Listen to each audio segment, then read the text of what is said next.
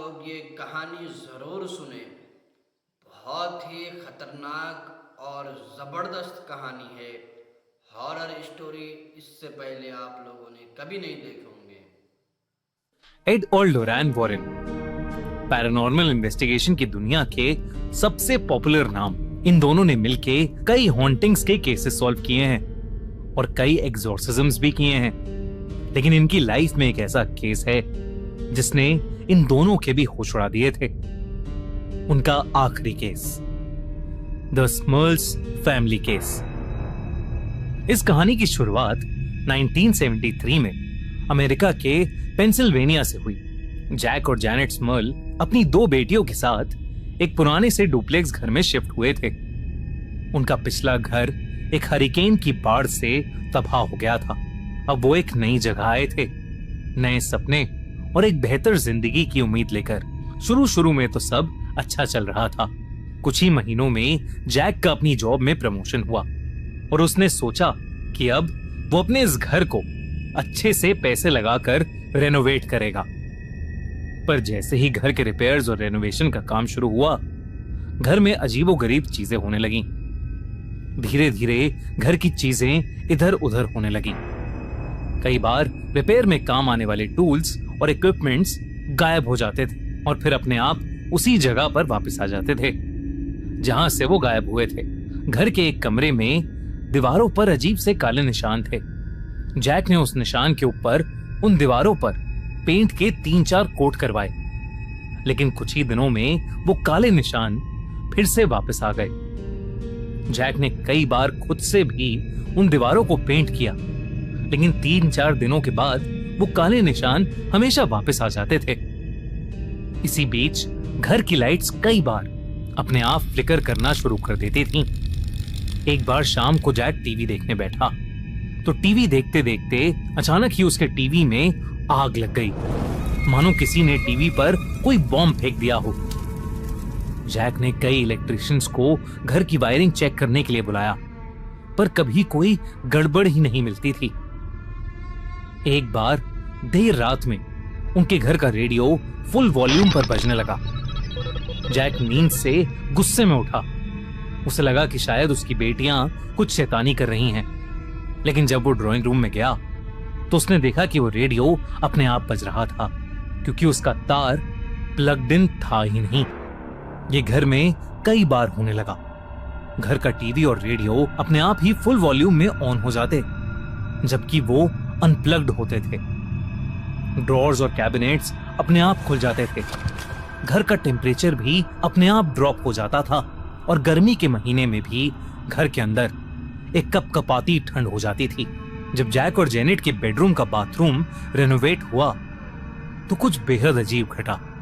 Renovation के अगले दिन ही जब जेनेट ने बाथरूम देखा तो पूरे बाथरूम में किसी के खरोचों के निशान थे, जैसे रात भर कोई जानवर उस बाथरूम में फंस गया हो। इस इंसिडेंट के बाद अब जैक और जेनेट को घर से थोड़ी घबराहट हो रही थी। एक बार जेनेट अपने कमरे में थी तो उसे लगा कि जैसे बगल वाले कमरे से उसकी सास उसे आवाज दे रही है। जब वो वहां पहुंची तो उसकी सास ने कहा कि उन्होंने उसे कोई आवाज दी ही नहीं। तब से परिवार के लोगों को अक्सर ऐसा लगता था कि जैसे कोई उन्हें पुकार रहा है, पर उन्हें कभी कोई दिखता नहीं था। एक बार रात में जैक और जेनेट को अपनी बेटी के रूम से अजीब सी चीखने की आवाजें आ रही थीं। वो भागे भागे वहां गए तो उनकी बेटी का चेहरा पसीने पसीने था। वो अपने कमरे के कोने में कुछ देखकर बहुत ज्यादा डरी हुई थी। वो बार बार कह रही थी कि उस कोने में कोई है जो बेहद डरावना है और हवा में उड़ रहा है। पर जैक और जेनेट को वहां कुछ नहीं दिख रहा था। जब उन्होंने रूम की लाइट्स ऑन की तो उनकी बेटी को भी वहां कुछ नहीं दिखा और वो थोड़ी शांत हुई। पर अगली शाम जब जेनेट किचन में काम कर रही थी, उसे अचानक एक ठंडी हवा का झोंका महसूस हुआ। फरवरी का महीना था। उसे लगा कि शायद उससे किचन की खिड़की खुली छूट गई होगी, तो वो खिड़की बंद करने पलटी, पर खिड़की तो पहले से ही बंद थी। लेकिन जब जेनेट वापस पलटी तो उसके रोंगटे खड़े हो गए। किचन के कोने में एक काली परछाई थी जो हवा में उड़ रही थी।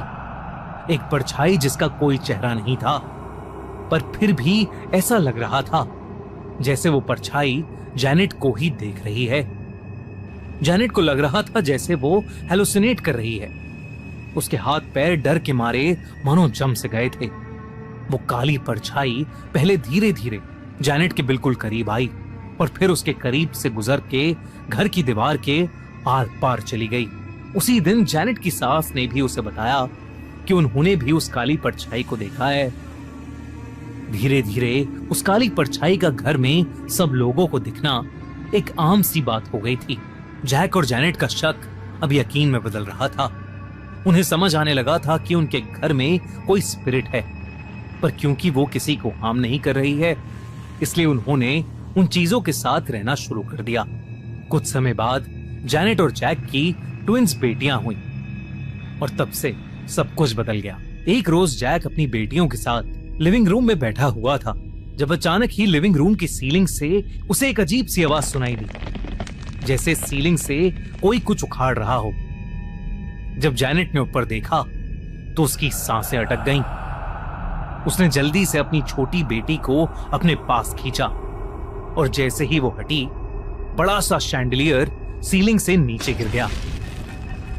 अगर उस शैंडलियर के नीचे कोई आ जाता तो उसका जिंदा बचना बहुत मुश्किल था। इस इंसिडेंट के बाद जैक चर्च गया और एक प्रीस्ट से अपने घर में हो रही चीजें शेयर की। वो प्रीस्ट उनके घर आया और उसने एक ब्लेसिंग रिचुअल किया जो कुछ कुछ पूजा की तरह होता है।